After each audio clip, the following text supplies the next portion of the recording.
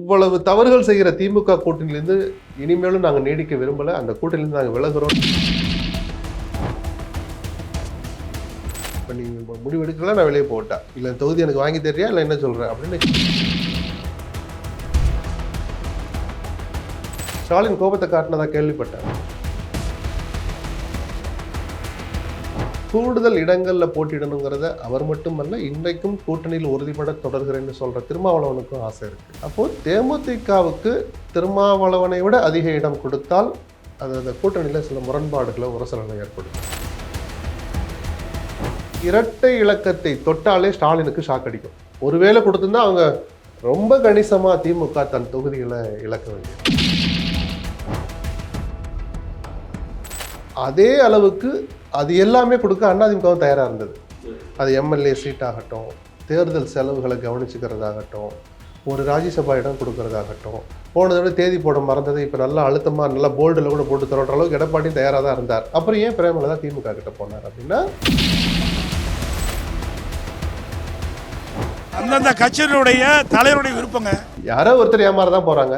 இன்றைய நாள் எடப்பாடி நாளாக இல்லை அப்படி சொல்லுவோமே, கிரிக்கெட்ல தோத்தோன்னு சொல்லலை, இன்னைக்கு எங்களுடைய நாள் இல்லைன்னு சொல்லுவார் கேப்டன். அது மாதிரி எடப்பாடி சொல்லி சமாதானப்படுத்திக்க வேண்டியதான். திக்கு தெரியாமல் இருக்கிற ஓபிஎஸ் கூட பனையூருக்கு போக தயங்குறாரு. காரணம் யார் சொல்லுங்க? விஜய் தான்.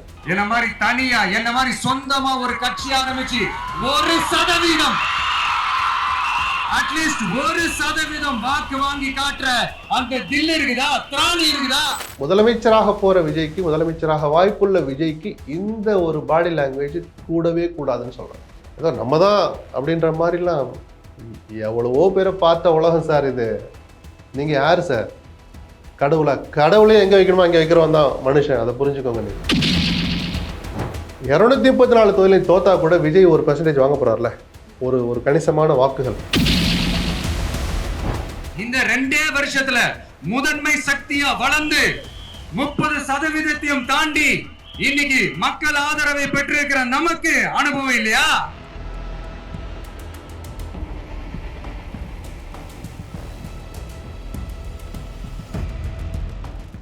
வணக்கம் வாவ் தமிழா நண்பர்களே.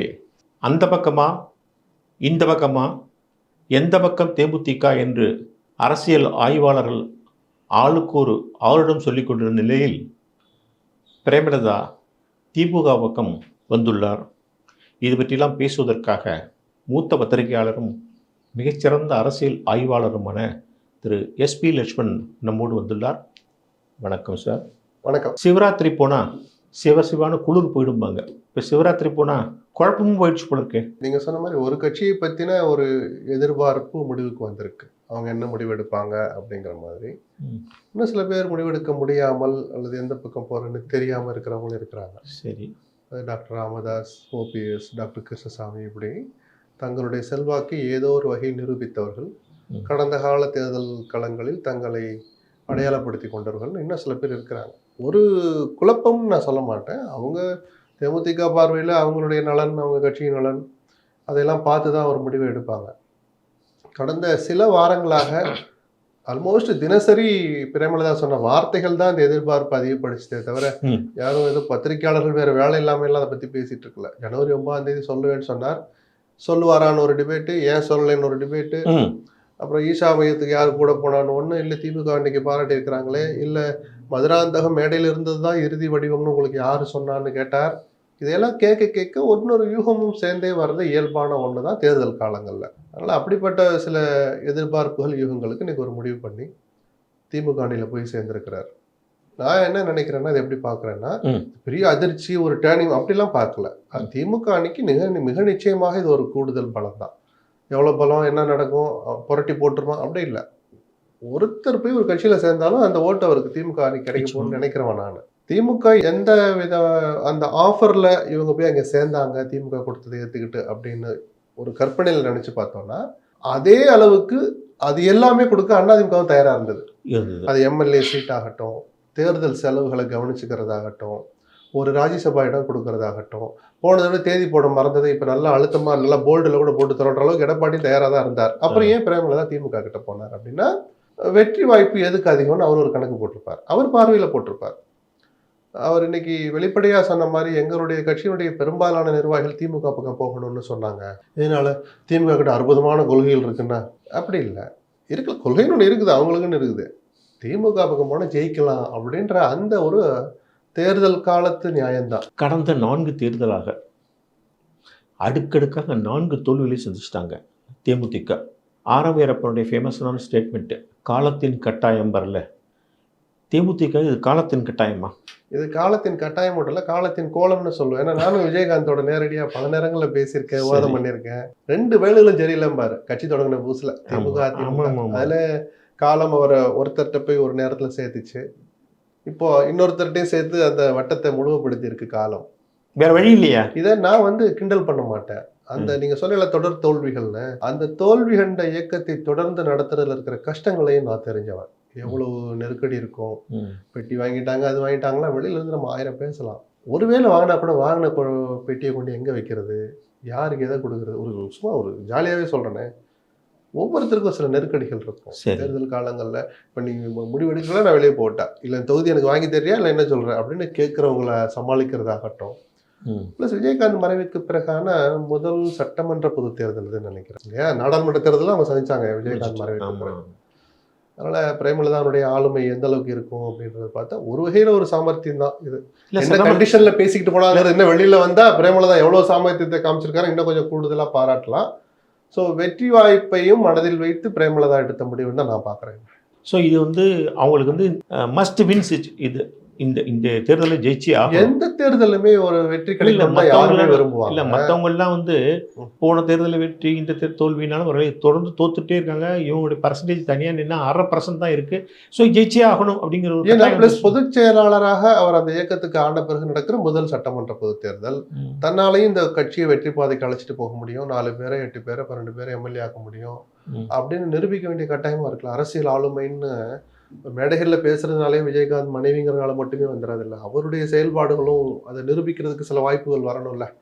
அப்படி ஒரு வாய்ப்பாக தான் நான் இதை பார்க்குறேன். இவர் அதை எடுத்துட்டு போன விதம், அது விமர்சனங்களுக்கு உட்பட்டதாக இருக்கட்டும், சில பேர் பாராட்டுற மாதிரி இருக்கட்டும், ஏதோ ஒரு அரசியலில் ஒரு பெண்ணா இருந்து களமாடுறதுல இன்னும் சில நெருக்கடிகள் இருக்குல்ல இருக்கு. அந்த வகையில் இன்னைக்கு ஒரு பாதி கிணற்றை அவர் தாண்டி இருக்காரு நம்ம எடுத்துப்போமே. என்ன அட்வான்டேஜ் இருக்குன்னு டிஎம்கேக்கு வந்திருக்காங்க. வெற்றி வாய்ப்பை பத்தி நினைச்சிருப்பாங்க, இவங்க ஒரு 10 கொடுத்தா ஒரு 8 ஜெயிக்கலாம் அப்படின்னு அவங்க நினைச்சிருக்கலாம். எடப்பாடி 15 கொடுத்தாலும் 4-5 ஜெயிக்க முடியுமா அப்படின்னு ஒரு சந்தேக பார்வை வந்திருக்கலாம். மற்றபடி பெரிய கசப்புகளோ பெரிய கொள்கை மாறுபாடுகளோ எல்லாம் இருந்து இந்த முடிவு எடுத்தாலும் நான் பார்க்கல. அவங்களுக்குன்னு இருக்கிற சில அரசியல் கணக்குகள், அதுல எது கட்சிக்கு நல்லது அப்படின்னு கூட பார்த்துருக்கலாம். வைட்டமின் சி முடிவும் உண்டு இல்லை அதுல. நம்ம நாகரிகமாக கடந்து போயிடலாமே, தேர்தல் செலவு பார்த்துக்குவாங்க.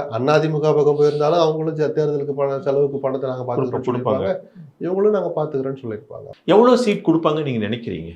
அப்படி இல்லை, பிரேமலதாவுக்கு நிறைய ஆசைகள் இருக்கும். இப்போ இருக்கிற தேர்தல் கமிஷனுடைய இந்த தேர்தலில் ஒரு புதுசாக கேள்விப்படுறேன், சின்னத்தை தொடர்படுத்தி ஒரு நிபந்தனை, மொத்தமுள்ள சட்டமன்ற தொகுதிகளில் 5% நீங்க போட்டியிடணும். பதிவு பெற்ற கட்சி, அங்கீகாரம் பெறாத ஒரு கட்சி குறைந்தது 5% இடங்களில். தமிழ்நாட்டை எடுத்துக்கிட்டோம்னா 234 5%, 11+ வரும். 12 இடங்கள்ல ஒரு கட்சி போட்டியிட்டாதான் 12லயும் ஒரே சின்னம் கொடுப்பாங்க. அப்படி இல்லைன்னா சுயேட்சை சின்னம் தான். 12லயும் 12 கொடுக்கலாம், 7 தான் நிற்கல, 7ல 7 சின்னம் கொடுப்பாங்க. குழுக்கள்ல வர்றது சில நேரம் வரும், சாய்ஸ்ல வரலைன்னா. அப்போ 12 இடங்களில் நிற்க வேண்டிய கட்டாயம் தங்கள் செல்வாக்கை நிரூபிக்க வேண்டிய பதிவு பெற்ற கட்சிகளுக்கு இருக்கு. தேமுதிகவுடைய அங்கீகாரம் இடையில பறிக்கப்பட்டது. கடந்த முறை போட்டியிட்ட தேர்தலில் 1% வாங்கியிருக்கணும்னு இன்னொரு ரூல் சொல்லுது. இவங்க 1% வாங்கின மாதிரி எனக்கு தெரியல, இல்ல கம்மியாதான். அப்போ 12 இடம்ங்கிறது தேவைதான். ஸ்டாலினுடைய பெருந்தன்மையை கடந்த 4.5 வருஷம் திரும்பி பார்த்தா அவர் ரொம்ப பெருந்தன்மையான ஆளா இருக்காரு. 12 கொடுக்குற இடத்துலயும் இருப்பார், நான் கூட விட்டு கொடுக்குறேன் பார். ஆனா எங்க பிரச்சனை வரும்னா, ஒரு 2 வருஷத்துக்கு முன்னாடியே துணை முதலமைச்சர் பதவின்னு ஒரு கோஷத்தை கிளப்பி ஆட்சி அதிகாரத்தில் பங்கு, ஏன் நான் எல்லாரும் ஆகிற உதயநிதி ஆகிற போது திருமாவளவன் ஆகக்கூடாதெல்லாம் விடுதலை சிறுத்தையில் ஒரு குரல் கிளம்பி, அந்த குரலுக்கு சொந்தக்காரனுக்கு வேற எங்கேயோ செட்டில் ஆயிட்டான்னு வச்சுப்போம்.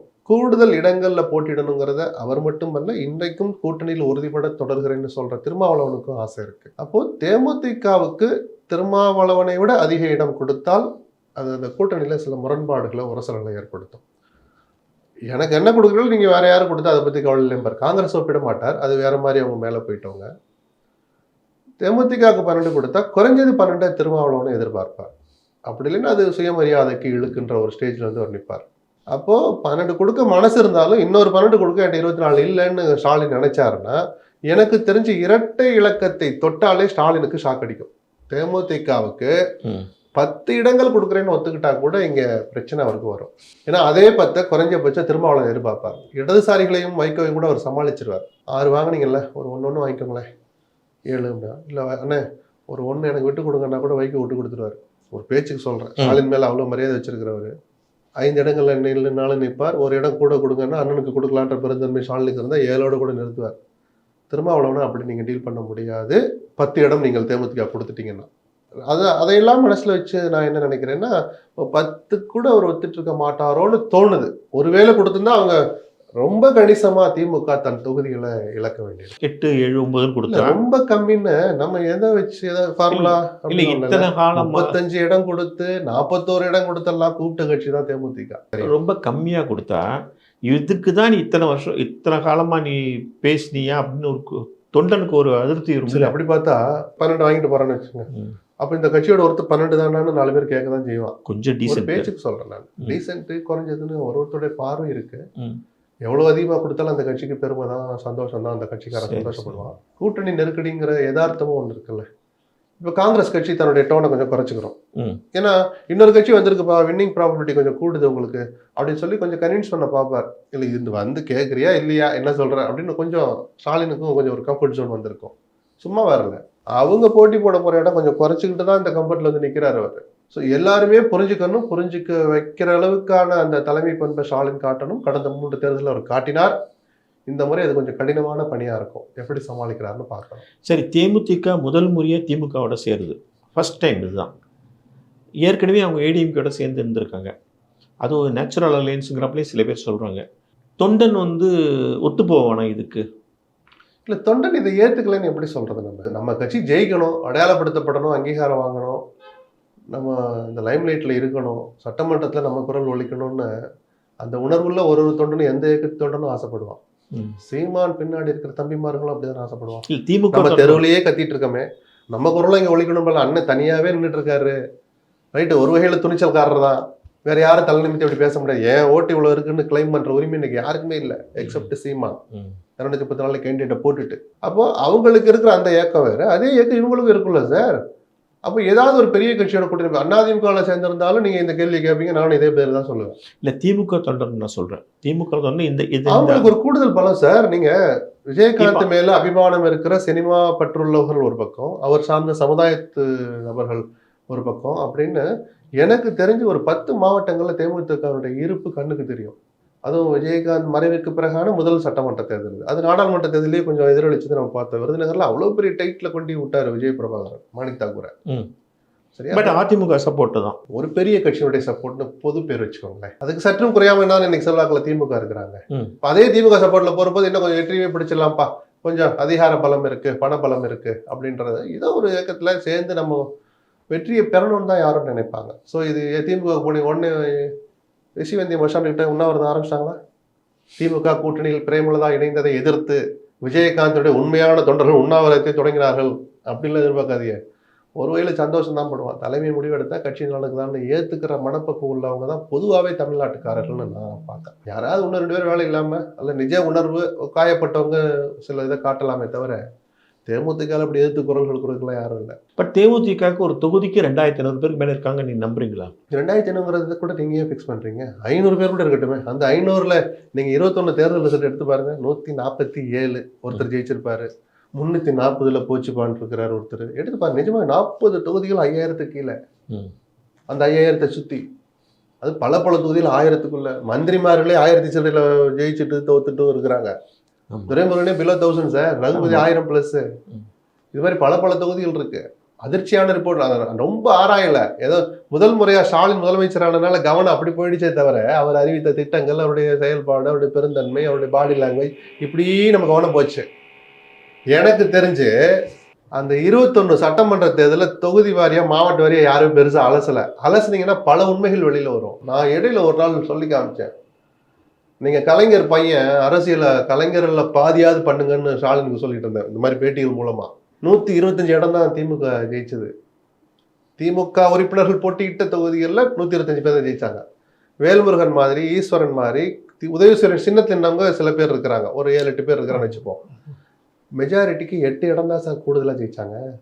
10 ஆண்டுகால அதிமுக ஆட்சியில் ஆட்சிக்கு எதிரான மனநிலை, உங்கள் பார்வையில் 4.5 ஆண்டுகால அடிமை ஆட்சி, மக்கள் செல்வாக்கு இழந்தவர்கள் அப்படின்லாம் உங்களால் விமர்சிக்கப்பட்ட இந்த இரட்டையர்கள் ஆட்சி செஞ்சுட்டு இருக்கிறாங்க கடைசி 4.5 வருஷம். இவ்வளவும் இருந்தும், கூட்டணி பலம் இருந்தும், திமுக 8 இடம் தான் அதிகமாக ஜெயிச்சாங்க மெஜாரிட்டியோட. அவங்க 75 சீட் ஜெயிச்சாங்க, கூட்டணியோட சேர்த்து 70 ஜெயிச்சாங்க.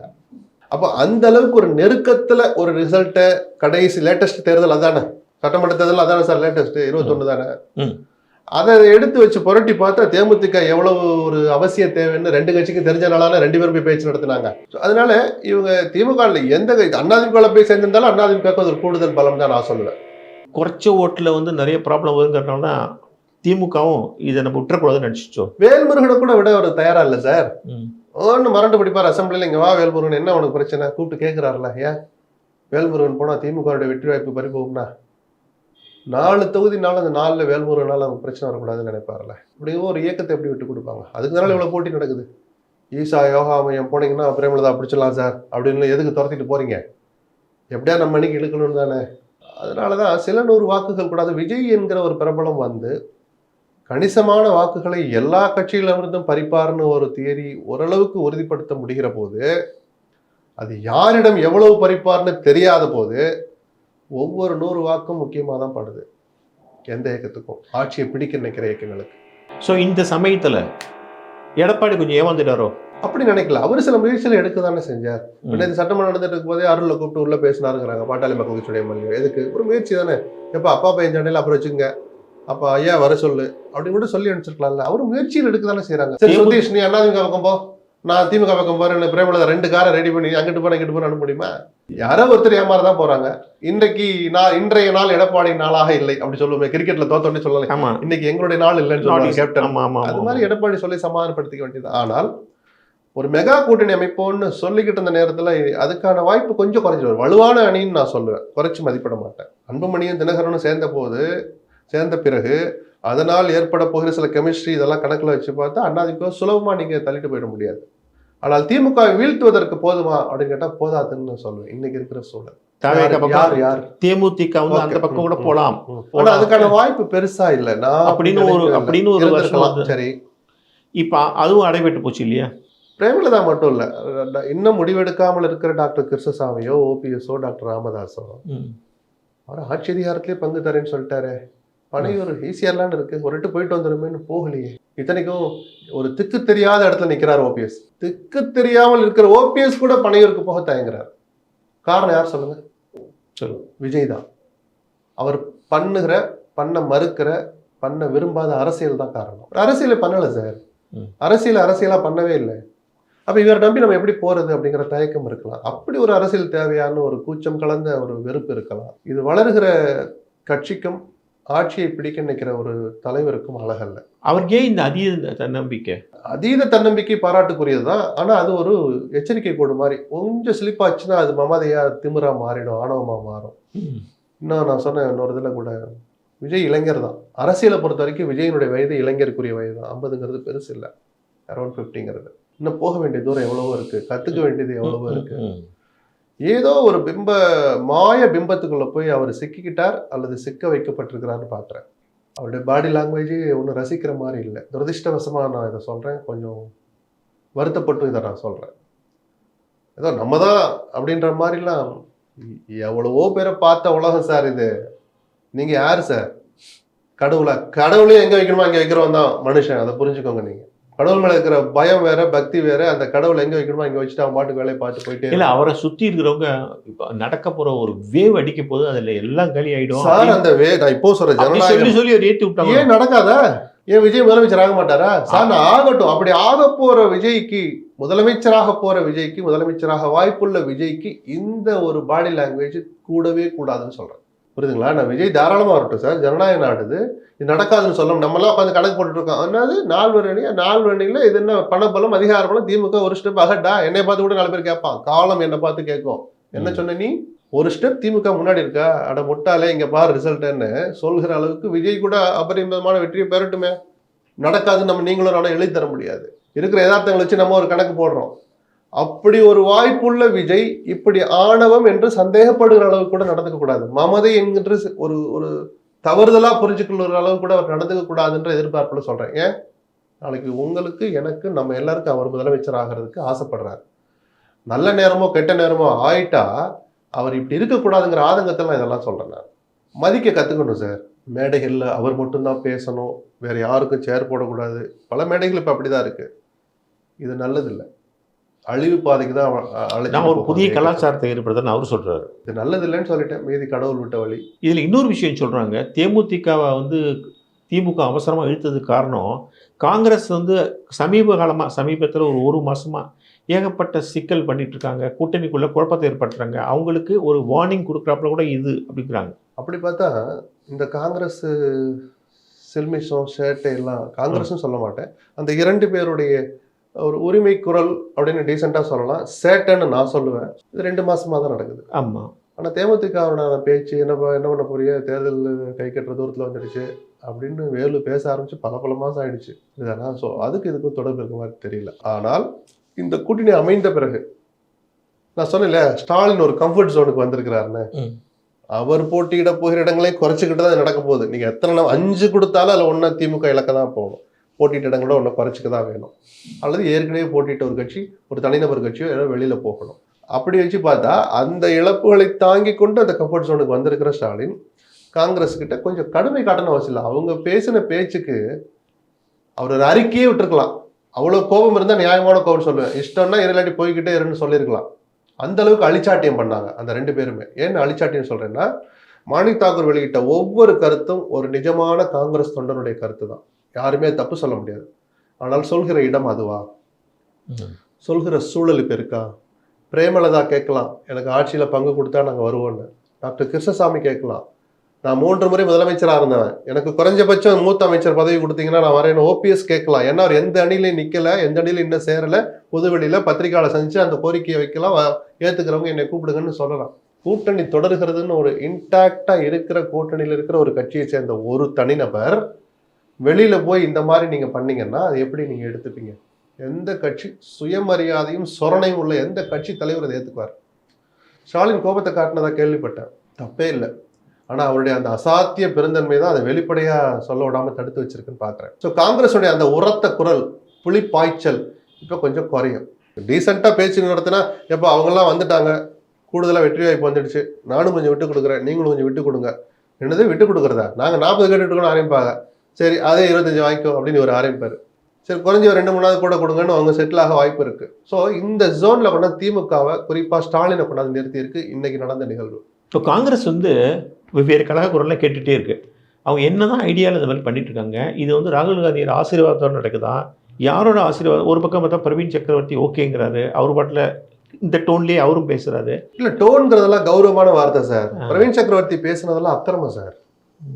சார் நீங்கள் திமுக கூட்டணியில் அங்கம் வகிக்கிறீங்க, இந்தியா கூட்டணி வலுவாருன்னு டெல்லியில் பேட்டி கொடுத்துக்கிறீங்க, சில தேசிய பிரச்சனைகள் வர்றபோது அந்த கூட்டணியில் தொடர்ந்து கொண்டிருக்கிற போது அந்த காங்கிரஸ் கட்சியை சேர்ந்த ஒரு தனிநபர் ராகுலுக்கு இடதும் வலதும்னு ஏதோ ஒரு இடத்துல இருக்கிறன்னு சொல்லப்படுகிற பிரவீன் சக்கரவர்த்தி அந்த திமுக கூட்டணியை வீட்டுக்கு அனுப்புவேன்னு அறைகூவல் விடுத்து சவால் விட்டு செயல்பட்டு இருக்கிற விஜய்க்கு தேர்தல் ஆணையம் விசில் சின்னத்தை ஒதுக்குது.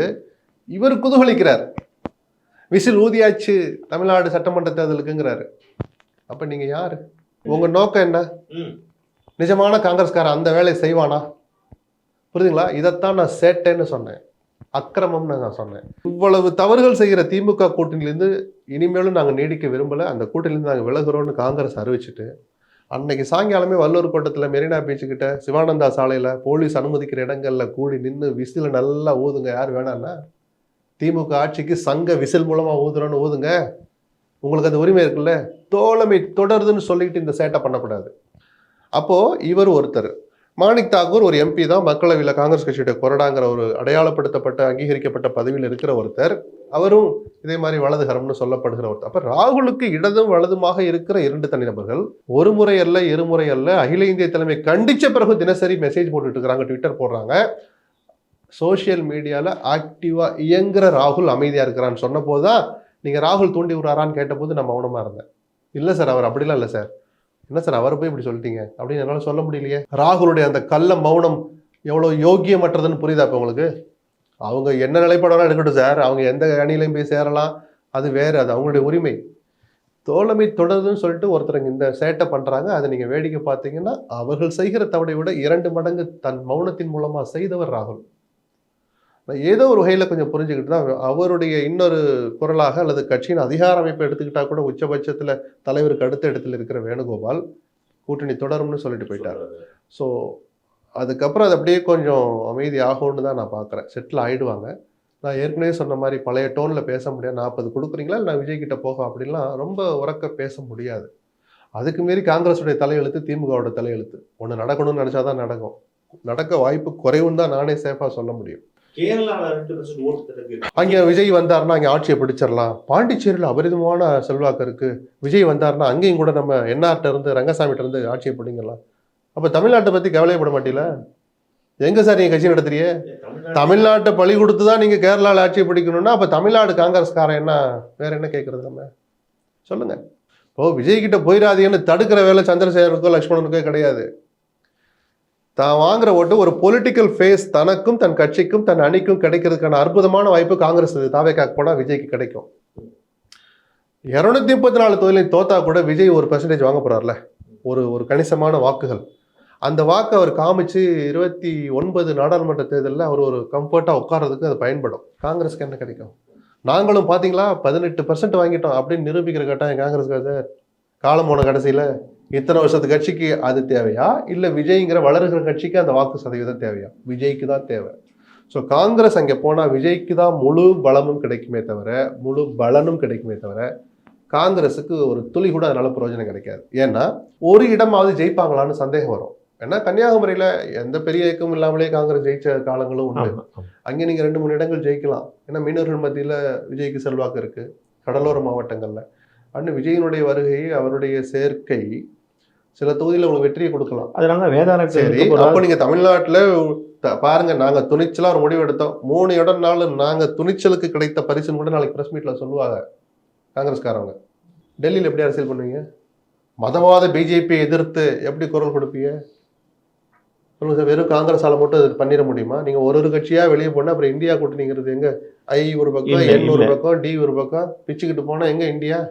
இதையெல்லாம் யோசிச்சு பார்க்கணும். வெறுமனே கேரளாவில் 2, பாண்டிச்சேரியில் அப்படின்னா தமிழ்நாட்டையும் தேசிய அரசியலையும் மறந்துட்டு அப்படி ஒரு முடிவு எடுக்கிறாங்கன்னா அது முட்டாள்தனமான முடிவாகத்தான் இருக்கும்னு நான் நினைக்கிறேன். இந்த 5000 இப்போ திடீர்னு எல்லாருக்கும் டெபாசிட் பண்ணுங்கல்ல, இது தொடர்பாக சுப்ரீம் கோர்ட்டில் இந்த மாதிரி ஃப்ரீபீஸ்லாம் கொடுத்து கெடுத்திங்கன்னா அப்புறம் அந்த நாடு என்ன பண்ண முடியும்? எல்லாத்தையுமே ஃப்ரீயாக கொடுத்துட முடியுமான்னு நீங்கள் கண்டித்து ஒரு கமெண்ட் பண்ணியிருக்காங்க. இதை பற்றி நீங்கள் என்ன நினைக்கிறீங்க? என்னன்னா இது ஏதோ சோமோட்டாவாக ஒரு வழக்கு எடுத்து நீதிபதி தானா இதை சொல்லலை.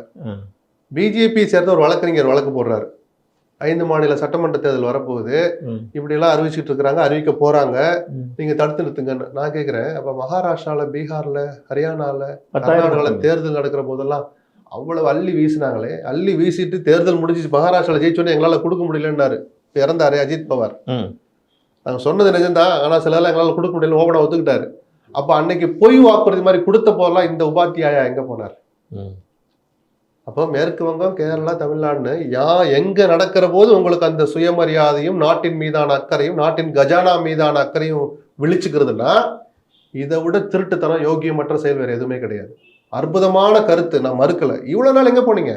நீங்கள் ஜெயிக்க வாய்ப்புள்ள மாநிலங்களில் மட்டும் மூடிக்கிட்டு பேசாமல் இருந்துட்டு எல்லாத்தையும் இப்போ நீங்கள் எதிர்கட்சிகள் ஆளுகிற அந்த குறிப்பாக அந்த 3 தானே பிஜேபி குறி வச்சுட்டே இருக்காங்க. ஏன்னா நம்ம என்ன பண்ணி இவங்களை ஒன்றும் பண்ண முடியலன்ற அந்த 3 மாநிலம், அந்த 3ல எலெக்ஷன் வர்றப்போ நீங்கள் கோர்ட்டுக்கு போறீங்கன்னா பின்னாடி யார் இருக்கான்னு புரியுதா?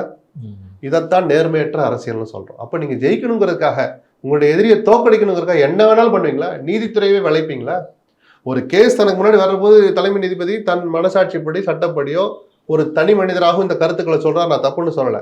அந்த இடத்துல கொண்டு போய் வச்சது யாரு, அவருடைய நோக்கம் என்ன, வச்ச நேரம் எதுன்னு கேட்கிற போது இந்த கோரிக்கையில் நேர்மை இல்லைன்னு நான் சொல்லுவேன். மற்றபடி பொது பார்வை பார்த்தா அரசு கஜானாவை இப்படி வீணடிக்கிறதுங்கிறது பொது பார்வை பார்த்தா கரெக்டான கருத்து மாதிரி தெரியும். ஆனா ஒரு சென்னையில குறைஞ்சது 5 கோடியாவது சொத்து இருக்கிறவர்களுக்கு தான் இந்த 5000 தரப்படும் அப்படிதான் ஒரு கண்டிஷன் இருக்காதுல்ல.